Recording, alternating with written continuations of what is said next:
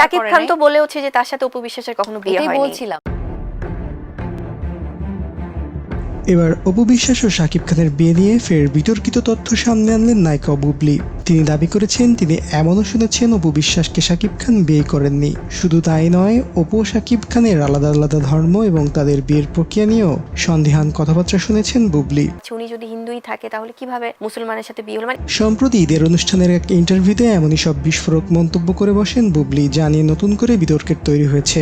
এর আগেও বুবলি এক ইন্টারভিউতে বলেছিলেন শাকিব খানের সঙ্গে নাকি তার ডিভোর্স হয়নি এবং স্বামী স্ত্রীর মধ্যে ভুল বোঝাবুঝি হয়, তাদেরও হয়েছে, তাই তারা এখন সেপারেশনে রয়েছেন, দুজনই সময় নিচ্ছেন। কিন্তু শাকিব খান জানালেন ভিন্ন কথা। তিনি বরাবরই বলে আসছেন অপু ও বুবলি দুজনই তার অতীত। বুবলি যে নতুন করে স্ত্রী দাবি করেছে এতে বিরক্ত হয়েছেন শাকিব খান। তিনি বলেছেন এদের কোনো কি কাজ নেই? আমি তো আগেই সবকিছু পরিষ্কার করে দিয়েছি যে এরা আমার অতীত। কেন যে এরা দুদিন পর পর নতুন ইস্যু বানায় আমি বুঝি না।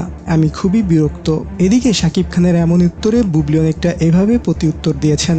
যেহেতু মানুষটা শাকিব খান, তার মানে এখানে এনিথিং ক্যান হ্যাপেন। যদিও এ নিয়ে এখনো মন্তব্য করেননি নায়িকা অপু বিশ্বাস। এর আগে শোনা যায় নায়িকা অপু বিশ্বাস নাকি বুবলির উপর অভিমান করে শাকিব খানের বাসায় ঈদ করতে যেতে চাননি। পরে অবশ্য শ্বশুর শাশুড়ির অনুরোধে শাকিব খানের বাসায় গিয়ে সবার সঙ্গে ঈদ করেছেন এই নায়িকা এবং তার সন্তান। এ ব্যাপারে শাকিব অপুর ঘনিষ্ঠজন সূত্রে জানা যায় ঈদের দিন অপুরা না যাওয়া পর্যন্ত নাকি শাকিব খানের বাবা না খেয়ে বসেছিলেন। পরে শাকিব খানের গুলশানের বাসার থেকে লোক গিয়ে যেয়ে অপু আব্রামকে ঈদের দিন শাকিবের বাসায় নিয়ে আসে। এরপরে তারা সবাই মিলে একসঙ্গে ঈদ করেন।